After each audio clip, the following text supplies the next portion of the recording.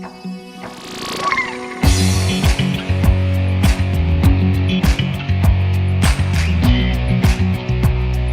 welcome.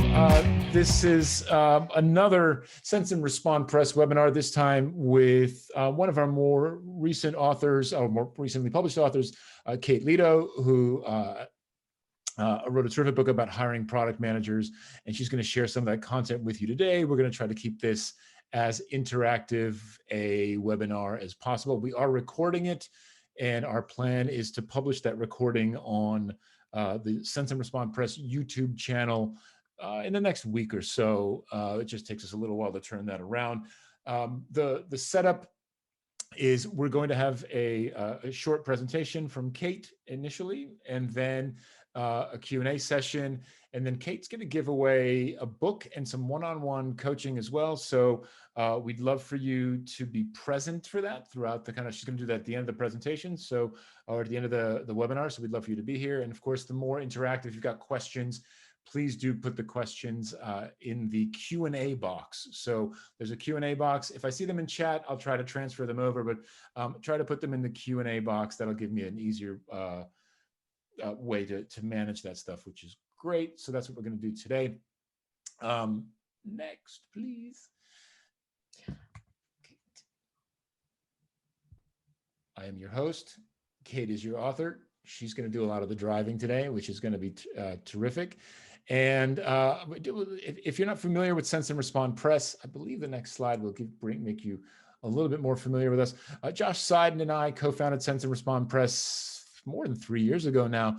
We have published 15 books, I think, at this point, which is kind of remarkable. It's kind of amazing.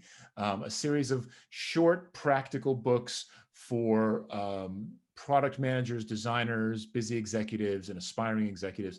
The books that you're seeing on screen today are the 5 most recent books that we have published. So Kate's book, Hiring Product Managers, is in there, obviously. Alla Weinberg, who I'm doing a webinar with in 2 weeks on the 17th of February. A Culture of Safety is a terrific book as well. Pavani Reddy's book, Ethical Product Development, very, very important topic these days.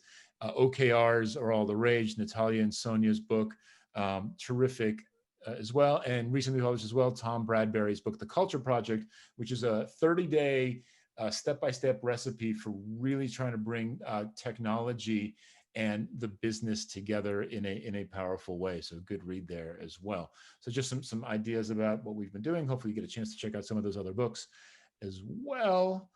And look, this is Kate's new book, and some fairly heavy hitters in the product world have said some really nice things about this book, which is always a great endorsement. Marty Kagan sort of being the guru of product management, right? Sort of the godfather at this point of product management. And I can tell you from personal experience, having had Marty review the first edition of Lean UX, he doesn't always say nice things. He doesn't say nice things if he doesn't mean them. And so it's really good to hear that. And of course, Martin, the co-founder of Mind the Product, as well as the co-author of Product Leadership as well. It's good to get his endorsement on this, because he's seen a lot of work on this as well. So it's good to hear this as well. I'm going to hand over to Kate, who's going to take you through the presentation for the next 25 or 30 minutes or so. Again, questions in the Q&A box, and then we'll do save as much time as we can at the end for discussion. Kate, it's all yours. Cool. Thanks, Jeff. So we're going to actually start out with a poll.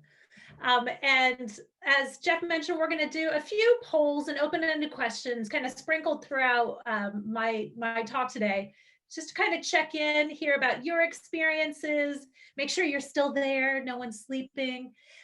So this first question is just to help me get to know you a little bit and find out why you're here. So have you joined the webinar because you're looking for a product role, you're hiring for a product role, you're here for the book giveaway? Fair enough. Just let us know a bit about you. Yep, so voting's in progress, and we're about 75% voted, and then Phil says none of the above. So we've got at least one vote for none of the above. Okay. In the chat, enough. Which is good. We're 85% voted, with heavy concentration on hiring for a product role. We'll have the results up here in just a second. let's see. Excellent. So it feels like the popcorn is slowing down a bit here. So I'm going to close out the poll here in just a second.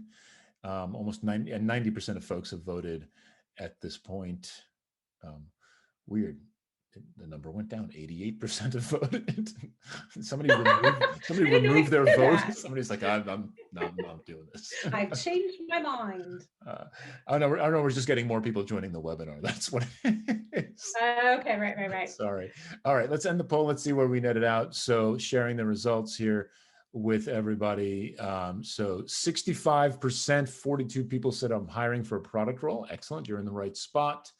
About a quarter of the folks said looking for a product role, and 12% said here for the book giveaway. That's cool too. Okay, great. Thanks very much. So hopefully we'll have some information for obviously the folks doing hiring, and also it's going to be, I believe, applicable for those that are looking for a role too, because some of the different concepts I'm going to be talking about today are different things that you could bring to interviews and a hiring process that maybe you haven't thought of before. So with that, before I jump into the 3 steps to change how you're thinking about hiring, I want to just give a little bit of context and a little bit of background as to where these recommendations are coming from. So I, for the last 10 years, have been a product consultant and coach, and that's really extended into org design and transformation work over the last few years. That's meant that I've gotten to work with really cool organizations of all shapes and sizes and variety of industries all over the world. And they're all kind of focused on one thing, and that's creating change. And so within product organizations, of course, that means they want to change, how they're thinking of designing or developing or discovering or supporting their products. And that kind of change can be big or small. Some of the companies that I've been working with want to have like some really massive change in terms of actually creating a product practice or a product function where one just simply hasn't existed before in their organization. Or sometimes it's kind of small to mid-level kinds of change, and changing how a team is functioning or changing how they're working together. So it's a variety of different levels of change, but change is the common denominator. And with the vast majority of these companies, when they start thinking about changing how they're working or how they're approaching products, they start to think about hiring. It's kind of like the knee-jerk reaction they go to. So they think about, what kind of new expertise do we want to bring in? Do we want to hire for and bring in? Is it just a fresh perspective? Is it some kind of new role and that'll provide some additional structure to the way we're working? But it's kind of this automatic go-to. It's hiring. So I guess you could say over the last few years, I've been involved in a lot of hiring and a lot of product organizations that are looking for change. And that's what I wanted to bring to this book. And I do that by telling a story about a fictional client of mine called New Star Bank. And New Star, well, they are fictional. They're based on a variety of different clients that I've had over the years who are going through a bigger change. They're going through a broader product transformation where they're trying to create like a product function within this larger financial services organization, basically something that just product hadn't existed there before. And they started out in doing this by hiring, and they started out by hiring a director of product. So this is what I see a lot of organizations do. They go for a leadership hire right away. And in the book, if you've had a chance to read it, or hopefully you will do, you'll meet Pete, who is the director of product that New Star brings on as their first new leadership hire. And Pete came in with a really good reputation. He worked for a similar financial services organization, so had kind of all of that background. He had a product background as well. He was really known for making sure that his teams always delivered, on time, on scope, on budget. He was like a solid hire. And the hire was made by Sarah and the leadership team at New Star. And they were very comfortable, and they felt like Pete was really kind of a safe pair of hands for to help them build their product organization. A lot of them had actually heard of Pete before. Some of them actually had friends in common with Pete. A lot of them lived in the same area, grew up in the same area. They had very similar backgrounds. So this just felt like a really good, safe kind of harmonious first hire in product. And they set up some initial goals with Pete for his first 6 months, and that he wanted the organization to deliver a prototype for a new mobile app, which may not seem big, but for a team that had never done that before, that was something new. They wanted Pete to upskill the team of about 30 product people, many of them who hadn't been product people before and were new to the roles. And then, of course, they wanted him to keep hiring. They felt like they needed to get some new people in here to help really move this along. Pete was jazzed, ready to go. You'll find out all about this when you read the book. But as you can expect, things didn't quite go according to plan. And a few months in, they were going nowhere with the app. Pete's upskilling of the product team turned into a lot of aggravation. The team's feeling that they were being micromanaged. They weren't really learning. They were just being told what to do by Pete. His style of management and leadership just really wasn't meshing. Many of them were thinking of leaving. And because Pete and the teams couldn't really get alignment on what they're looking for hiring, that hiring was not going anywhere. So this is often in the real world, even when the consultant comes in or is asked to come in and help an organization figure out where they need to make a change. And in this case, where they need to make a change with Pete and with his hire and how they were approaching product management and hiring going forward. So when I first met in the book, you'll find out when I meet with Sarah and Pete, and we have a good conversation about how they're approaching product management and how they're approaching their hiring and thinking about that, and how they even approach Pete's hire.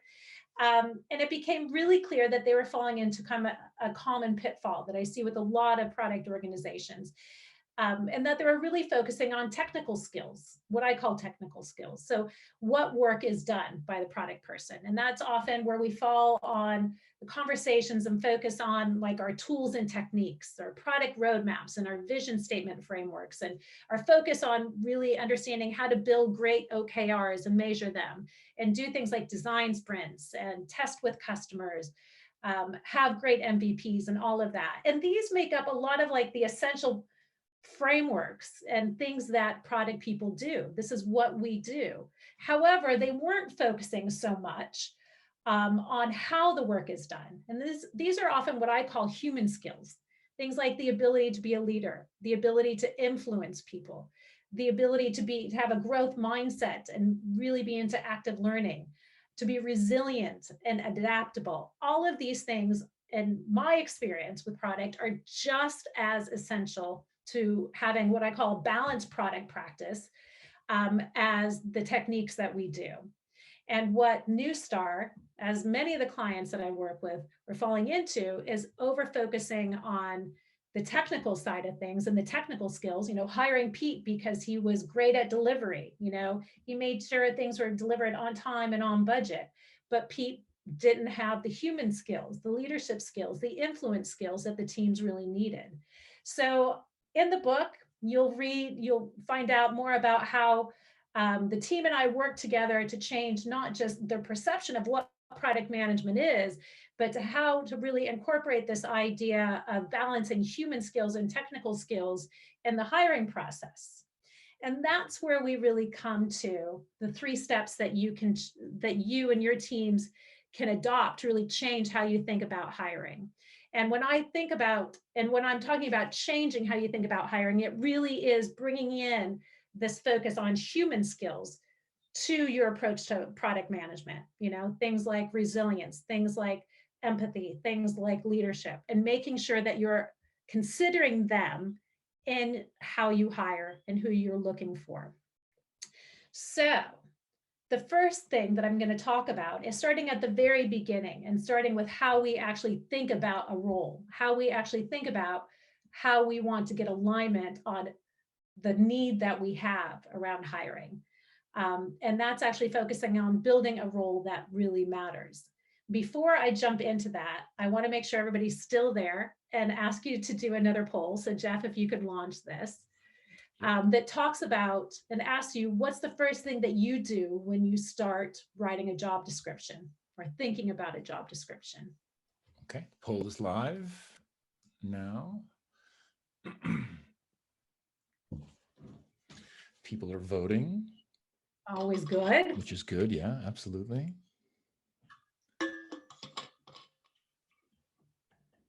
Excellent. About 60% of folks have voted, 70%.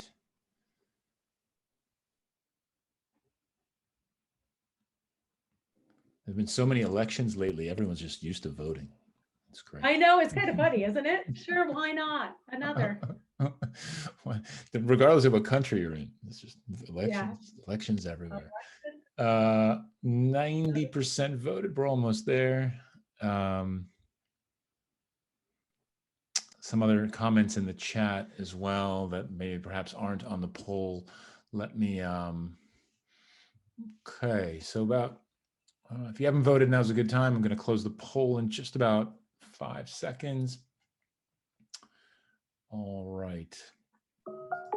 Let's see. Okay, sharing results.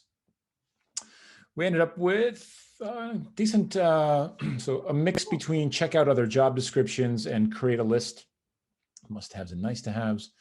Relatively few folks that go to my network for referrals. I think that's kind of interesting. And other comments in the chat. Can you see the chat, Kate?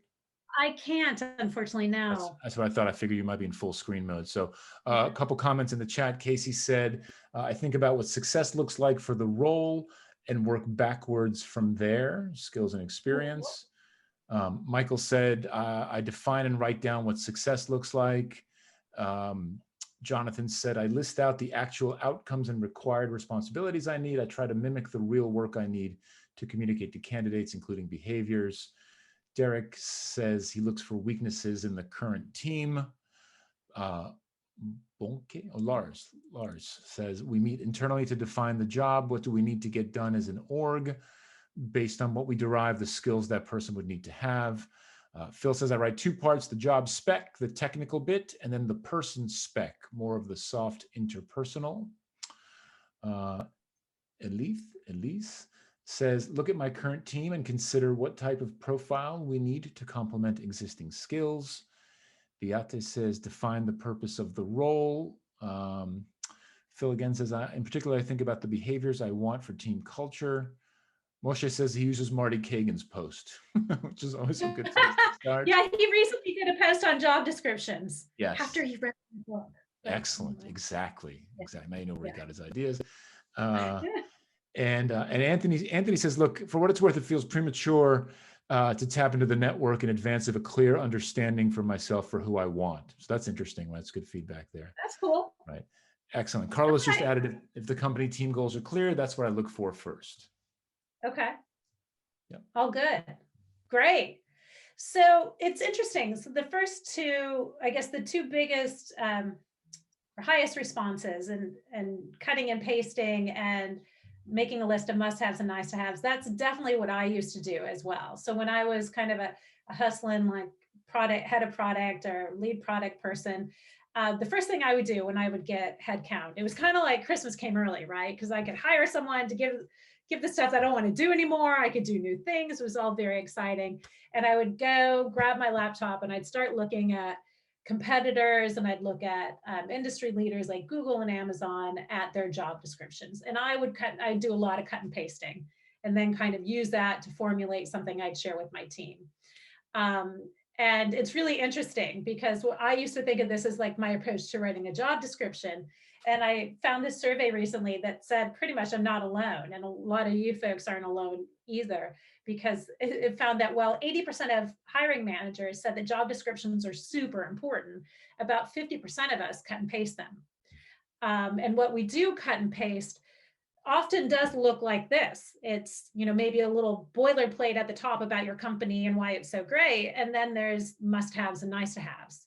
And those must-haves are often the technical skills, and the nice-to-haves are what I call the human skills. And notice that must-haves come first, and they're often, a bit more dominant in the job description. This job description I found pretty recently, pretty easily, for an e-commerce product manager. So this is a real job description. I won't share the name of the company. If you recognize this, no harm, no foul. Thank you very much for sharing, for the learning opportunity. But this is for e-commerce product manager. And when I read it, it just really stood out at me for a few reasons.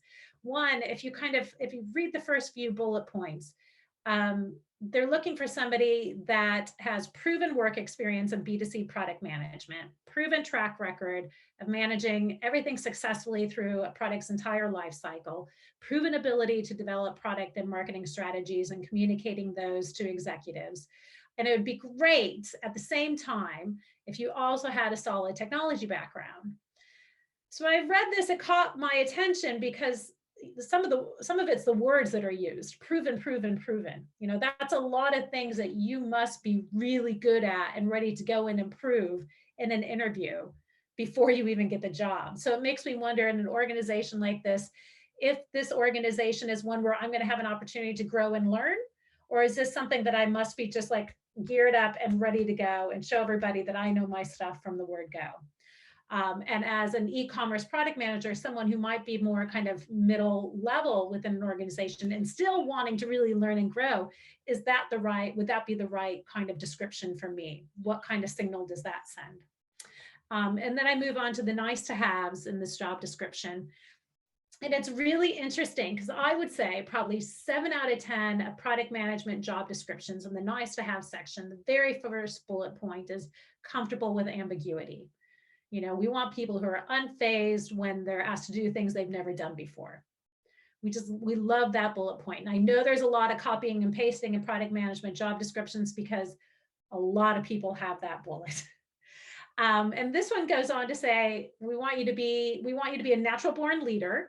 You know, that would be great because, you know, a lot of us, you know, just kind of come out of the womb ready to lead, you know, no teaching, no training, no coaching, no experience, just a natural born leader. And it'd be great if you were anti-fragile and really good at details at the same time.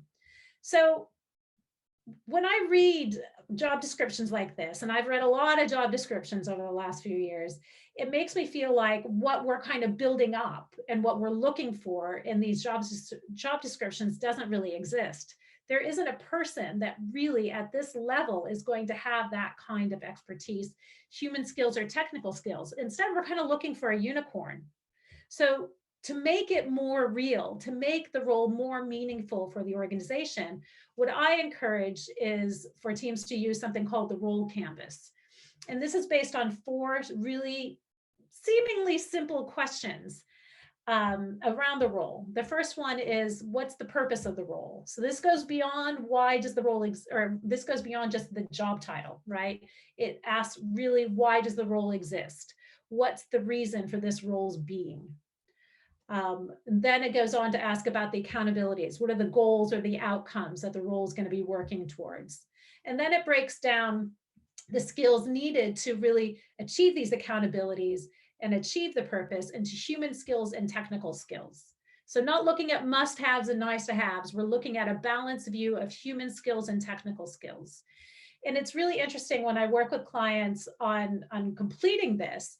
Often the first pass I see under human skills, there's just kind of a list of maybe, well, the go-to is emotional intelligence. And then I ask them what they mean by that. What is that really? And I kind of get a blank look usually.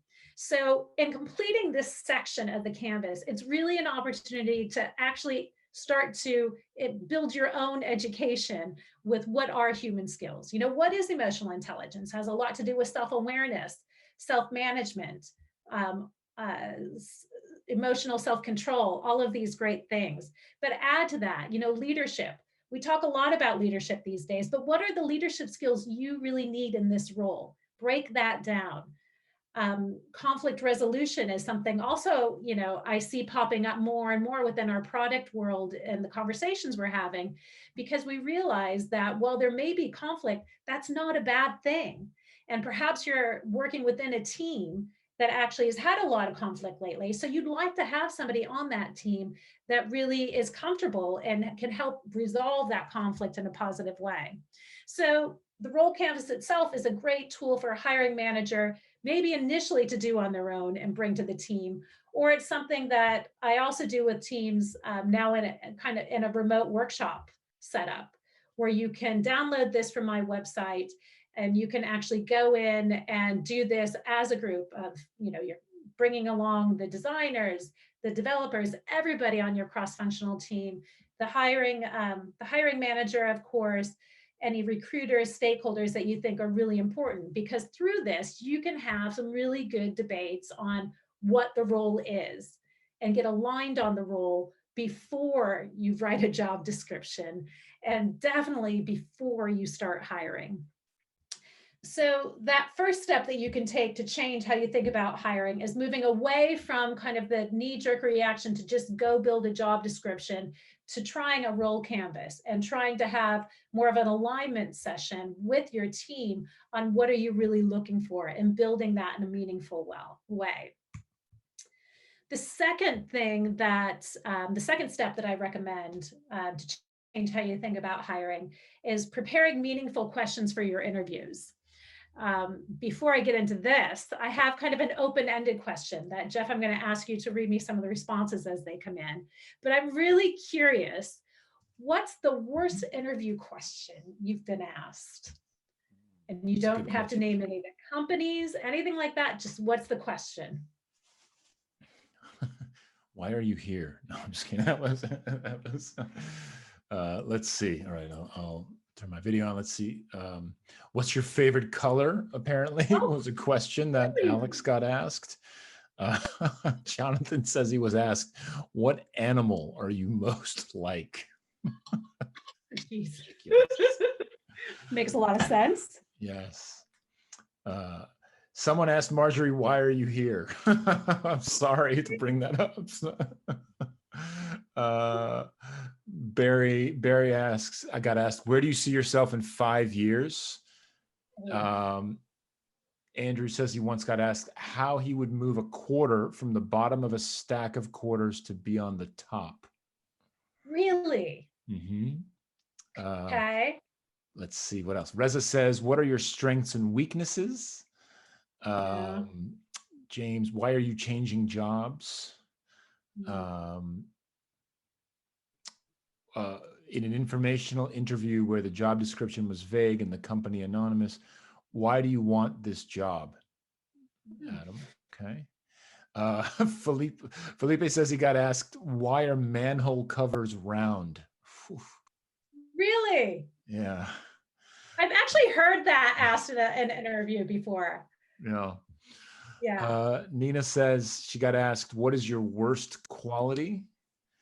Nice. Alex says, got asked, "How would you move all the money in Sweden into a plane?" Oh my God. Lauren says, "Mind if we pause so we can get our lunch orders in? Would you like anything?" Well, at least you got some lunch out of it, hopefully, right? Yeah. That's good. Let's see. What do you look for to hire and fire people? Expecting the Harvard Business Review answer. Would you mind working on a proposal? Clearly fishing for new ideas. Yeah. Yeah, paid work.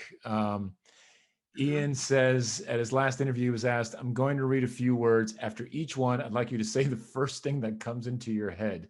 First one was agile. Me. Yeah. All right. That's excellent. Good. "Can you provide your own equipment?" Rob was asked. All right. Let's see. Cool. One more came in here. Eliza says, "If you had to advertise on all shampoo bottles of hotels in the world, how many would that be? Walk me through your analysis." Oh, see, that is the perfect question to segue into what I want to talk about. Good. Because those brain teaser type of questions are exactly what I used to go to as well. When I was that kind of young hustling product manager, I would sit down maybe 10 minutes before my interview with someone. I'd look at their CV again. I'd do a little Google for brain teaser questions, and I'd come up with something exactly like she had asked her, or something like this. "Which do you think has more advertising potential in Boston, a flower shop or a funeral home?" Or "Design the evacuation plan for a building." So I remember being feeling pretty good going into interviews and asking these questions because I felt rather clever. And I kind of liked the idea that I could see somebody squirm a little bit. I don't know what was going on with me at the time. Not a healthy, attractive behavior. But I've soon learned that asking these questions didn't tell me anything at all about the candidate. Maybe it would help me with that one bullet point nice to haves on how comfortable somebody was in ambiguity, but that's about it.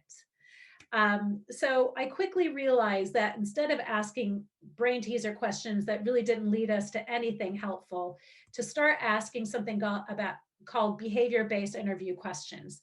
Behavior-based interview questions are very simple, basic questions that ask somebody about a work experience in the past, a scenario, and how they behaved.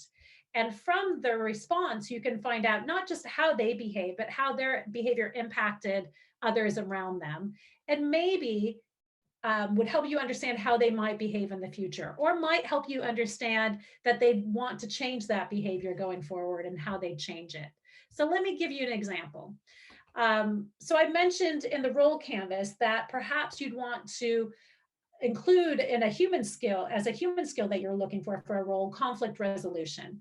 So you could ask a very simple question like, tell me about a time when you suggested something that someone disagreed with, right? What did you say? How did you handle the situation? I know even though I'm working in isolation these days in a cabin in the middle of nowhere, I still had someone disagree with me today. So this is a very realistic, basic question that can tell you a lot about how someone has behaved and how that might have impacted somebody else. Another example for conflict resolution: have you ever encountered someone at work who was unreasonable? What did you say? Again, not designed to trick, not designed to stress the candidate out, but designed to help you understand how they might have handled this situation in the past. And it's really interesting because behavior-based interview questions are getting the most out of them is really up to the onus is really on the interviewer, right? So it's up to you to really listen to the patterns that you're hearing in the narrative, in the story, and the experience that the candidate is sharing with you, and really be able to dig and probe and nudge the responses to a point where you can make something as intelligible or kind of ungettable as conflict resolution, make that tangible. Intangible, tangible is what I meant to say. But anyway, and you do that by actually getting to kind of the baseline. How do they react to conflict? Do they engage or do they walk away? If they do engage, how do they engage? Do they want everybody to feel like they're winners, or do they want to have a scenario where there's a winner and a loser? And you take note of that. You get to the root of that story and their behaviors, and you go back then and compare the response, compare the outcomes that you've heard with your role canvas and what you're really looking for, what's actually essential from that human skill for this role. So again, the second change that you can make, and when you're thinking about hiring, is changing your focus on interview questions, maybe going from some of these bizarre ones that you guys have been asked to some that can actually be meaningful and telling, and to help you understand if the person does have the human skill that you find essential for the role. And there's a great book that I recommend if you're really interested in finding out more specific behavior-based interview questions for certain aspects of emotional intelligence, like how empathetic someone is, how influential someone is. And that book's called The EQ Interview. I have it even on my shelf behind me because I still look at it quite a bit. And it's by Adele Lynn, and I hope you'll pick that up. So the third thing I want to talk about, the third change that you can make to how you think about hiring, is creating space to reflect and respond throughout the process. So I have one last poll question to ask you. And that is, once the offer has been accepted, what do you do? What's kind of your go-to next step? All right, and the poll is live.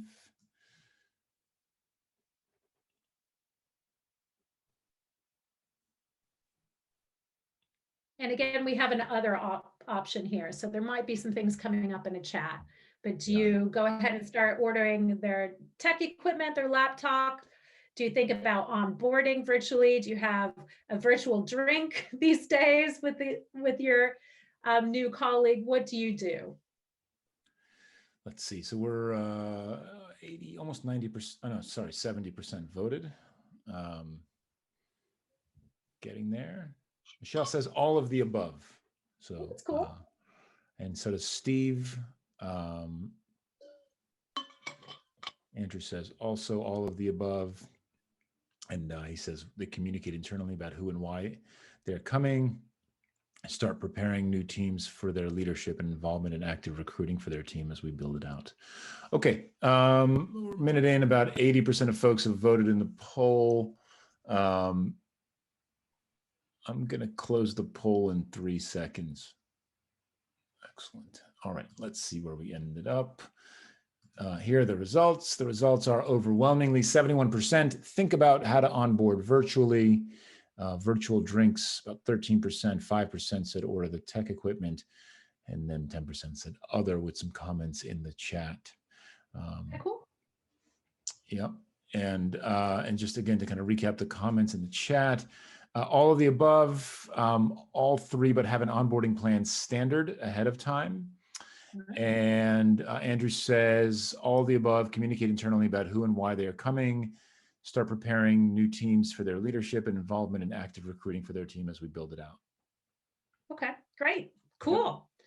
Yep. So that's very helpful. Thanks very much. So what I'm thinking of with this final kind of step that we can take to change how we think about hiring is realizing that hiring itself isn't a linear process. This is a very common hiring process that clients will draw out for me. In fact, this did come from a client where they start with a job description and they end with an offer.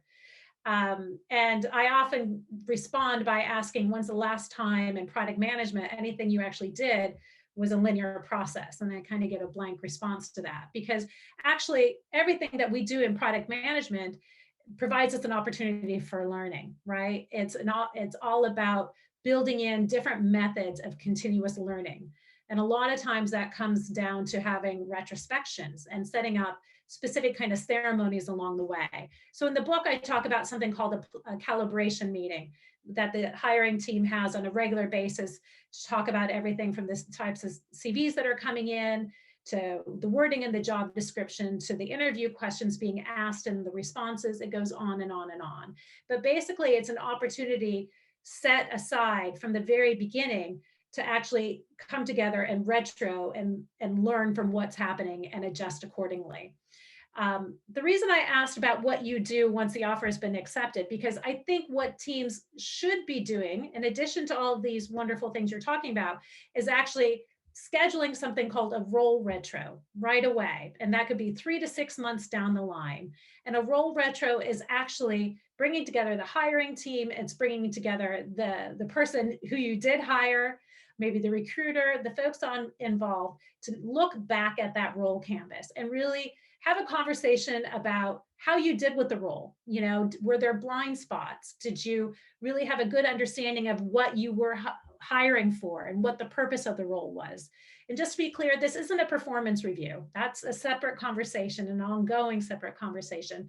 But this is really using the role canvas as a way to look back and learn how should we change how we think about roles and our hiring process to get better at it as you go along. The inspiration for the idea of a role retro came from Jack Welch at GE, who used to do something very similar. And he even encouraged his leadership team to have a metric called a hiring batting average, kind of based on US batting average, where they would actually evaluate and measure themselves on how good they were doing at hiring. So I'm not saying we have to go that far, but I am encouraging to put something to realize that hiring isn't done. Kind of like our products are really done. Hiring isn't done at the offer. It's a continual learning experience. So just to kind of summarize the 3 steps that I've talked about, and hiring, changing how you think about hiring and really changing that focus to incorporate human skills into your hiring. One is to really build a role that matters, that's based on human skills and technical skills, evaluate for those human skills in interviews with behavior-based interview questions, and find ways to integrate, to build continuous learning into your hiring process, and make sure you realize that hiring doesn't end at the offer, right? It's just another chance for learning. And there's way more in the book. These are just 3 of the different kind of practices and topics that I talk about. So hopefully you'll pick it up and give it a read, write a nice review, and learn a lot more. So hopefully we can do some Q&A. Yeah, absolutely. Nicely done, Kate. Well done. Folks have been putting questions in the Q&A box, which is great. And we've got about 15 minutes or so to get through that. A reminder that at the end of the webinar, Kate is going to pick some winners, and we'll email the winners after the webinar is over, so you'll get an email from that as well. Okay, let's get into the Q&A in order that things came in. Okay, first question, Kate. And by the way, there was a really nice comment since when you get a chance to look at the chat, there's a really nice comment from Jonathan about how he's used your Canvas at work, and he's had tremendous success with it. So he's super happy with it as well. Jonathan. Okay, first question from anonymous attendee. Very mysterious. Maybe it is my mom after all. Yes. Okay. How would you influence team members in the organization when you are the new guy like Pete? Well, it's kind of, it's tough to give you a blanket answer, right? Because every organization is a bit different. But in building influence and thinking of influence as kind of a skill that you can grow, because with any of these human skills, you can grow them, right? They can be improved.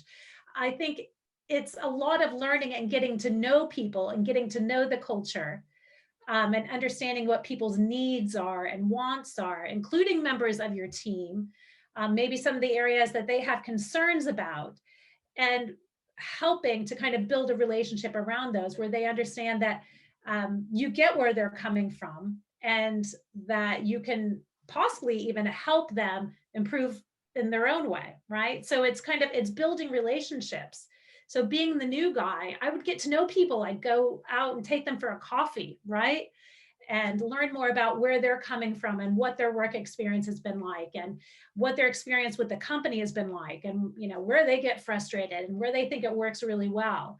And just start to build that relationship slowly. It doesn't happen overnight, but it is basically using kind of some of those initial relationship building skills to get to know folks before, maybe if you read the book and read about Pete kind of goes in and just says like, this is how we're going to do it, and this is the way to do it, instead of maybe responding to the culture as it was in New Star, and really getting to know what the team members were looking for and needing before making those kind of rash recommendations or requirements. So I think it's just, it's going a bit slowly, and it's getting to know folks, and taking it kind of step by step there. Excellent. Cool. All right. I like this next question because it kind of it shifts the dynamic a little bit in the conversation that we've been having.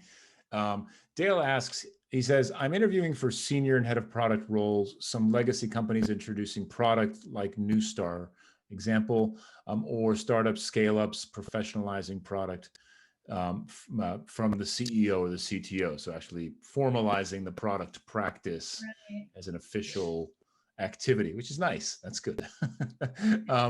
As a candidate, how would you educate or influence hiring managers about product through the interview process, or when you start a new role, or if at all? I think that's really, really, really, really good question. So I think as in part of the interview process, it can be hard to educate the people that are interviewing you unless they want to be, unless they turn it into a kind of situation where they're wanting to hear from you on maybe how you would approach a certain aspect of product management, or create some kind of opportunity for you around that. A lot of times organizations have like case studies or exercises they ask you to do. And sometimes that can be a learning opportunity for you to kind of educate the members of the interviewing team. So I think during the interview, it might be a bit challenging, but I guess another thing you could do is just really, when you're going in and you're talking about these different product things that you'd want to do, is just be really kind of baseline about it. Be very kind of just explain in very simple terms what you're thinking, what aspect of product management would be really important to start out with, why you would do it that way, maybe some of the lessons you've had. But if a lot of that, I guess, comes down to the questions they're going to ask you and how they're setting up their hiring process. I think the better opportunity is once you're in. And hopefully, if you've taken a role that you're really excited about in an organization like this, it's because they want to give you an opportunity to help them learn about product management. And you can do that in all sorts of ways. Sometimes it's becoming a sort of a peer coach or mentor, even with some of the people that might be your managers, exchanging capabilities and teaching them a bit about product, and maybe you learn more from them about industry or something like that. There's a lot of, I've seen people come in to organizations like this and do things like brown bag lunches or sharing some of the experiences they've had in the past. So I think it's a challenging role, but as long as you've picked an organization that really wants to learn, then I think it provides a great opportunity to just try different things, sharing articles that you've read, maybe sharing some of the talks that you've been to, sharing your experiences, but doing it in a way where it is kind of, the goal is to help them learn and educate, and not, again, be like the Pete in the story where you're kind of the know-it-all. So it's tempered in a certain way. Yeah. Excellent. All right, we've got a ton of questions coming in and even more, and so we're going to keep cruising along. Anthony's got a question here, which is interesting, and I think it brings up a bigger question about the interview format itself, but it's a fair question because of the way things are done today. He said, question on behavioral interviewing. I've used the tell me a time you disagreed with as a behavioral question, and I'm bought into the importance of this kind of approach. What I find challenging is the digging, probing, nudging, as you note, is needed.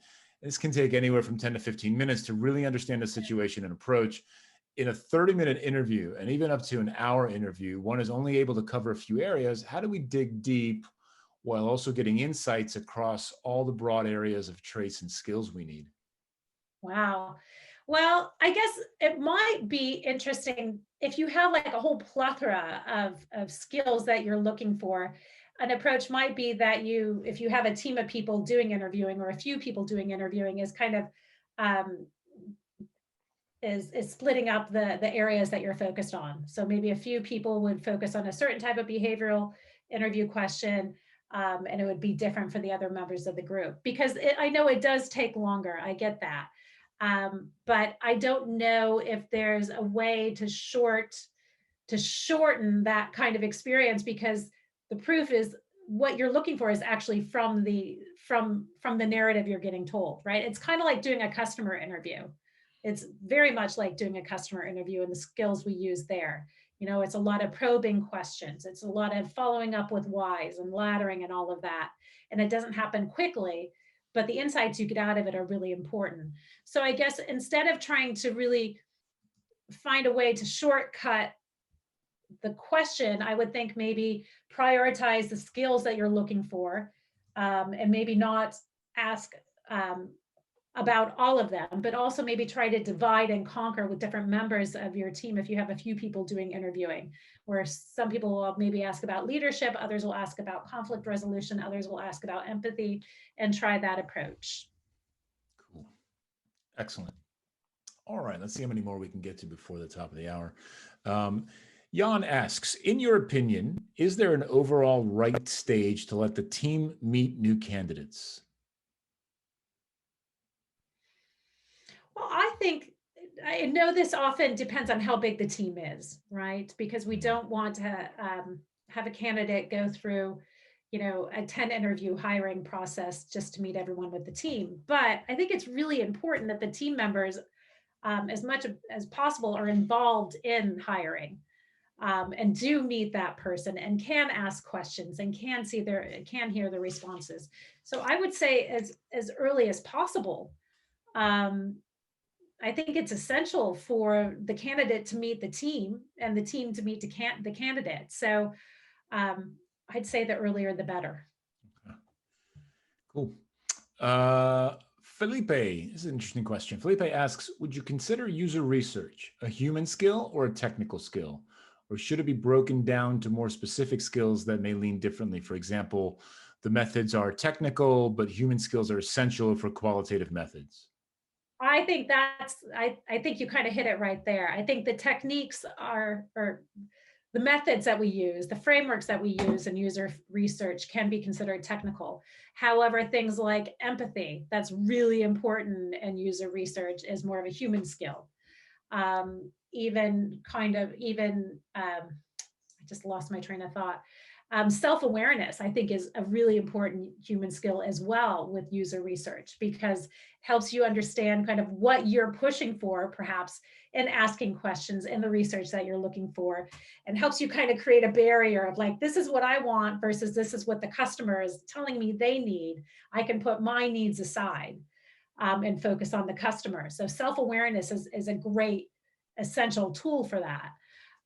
So I think what you said in the second part of the question was actually right on. I think the techniques that we use are the techniques, they're the technical skills, but I think human skills help make them happen, and I don't think we can do great user research without having the combination of the two.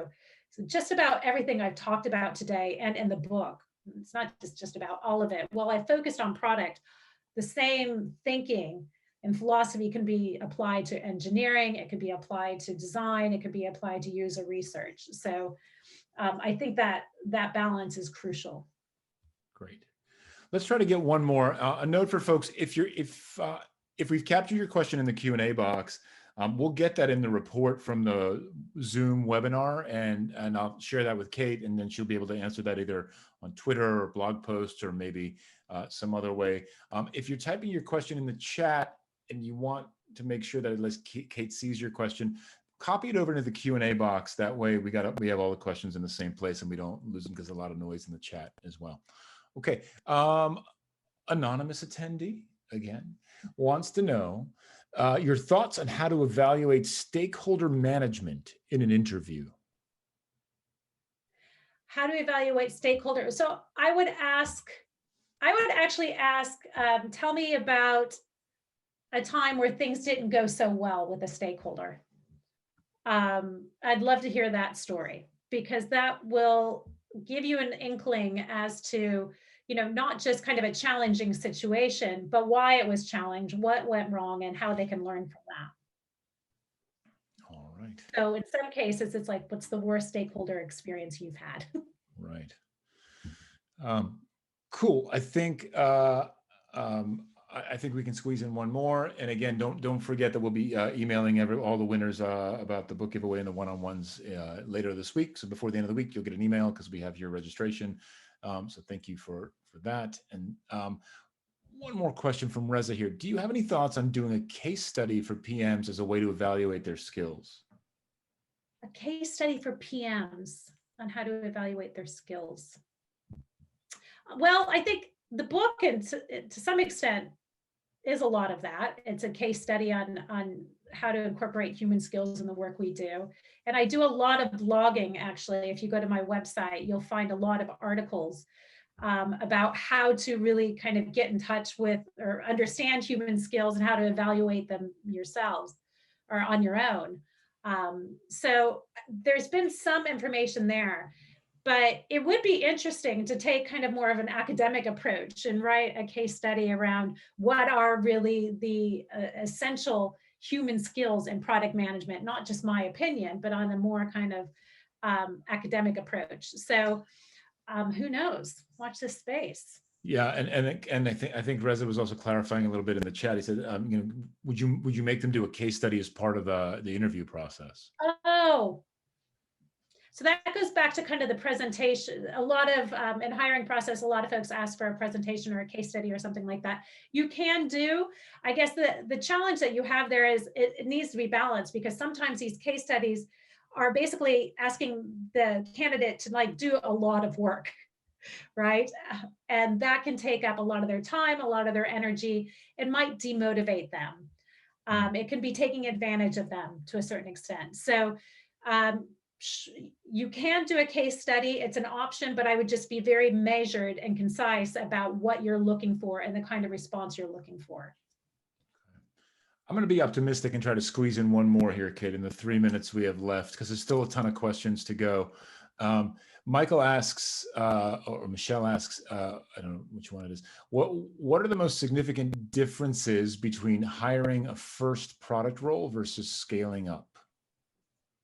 Versus scaling up. Oh, I see. Okay. Well, I think a lot of times the first product role, you're often looking for somebody who's more general. So I'm assuming perhaps this is like in a startup situation even, you know, where it's your very first product hire. So in that situation, I look for somebody who has a growth mindset, somebody who wants to learn a lot, is very curious, is very proactive. They not only think about these different ideas and are curious about them, they actually go do them, they follow up on them. More of a generalist who can work on a variety of different topics and areas within the business. Versus as you're scaling up, I think a lot of times you're looking for more of a specific expertise or to fit kind of a specific need within your organization. So you might be looking for kind of not more of a one-off, but somebody that meets more of kind of that certain kind of need, that certain want in the organization, versus somebody that can do a lot of different things. Awesome. Terrific, folks. Thank you very much. We've captured all the questions in the Q&A box, which means we'll get them in the report from Zoom about the webinar. So I'll share those with Kate. And Kate, if you have an opportunity to answer them, terrific, which is really great. Otherwise, we will be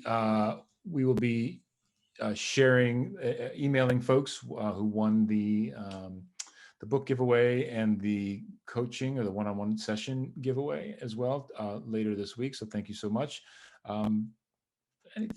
Thanks so much for coming. Again, if you haven't picked up a copy of the book, please do pick up a copy of the book on Amazon. If you have picked up a copy and you can write a review for Kate on Amazon, that would be the best. Reviews go a long way, and they really help the book become a lot more visible, which is a great way to go. Otherwise, I think that we have a thank you slide, Kate. I think there's one more in our presentation, maybe. Yeah, and there you go. There's Kate's info. Follow her on Twitter.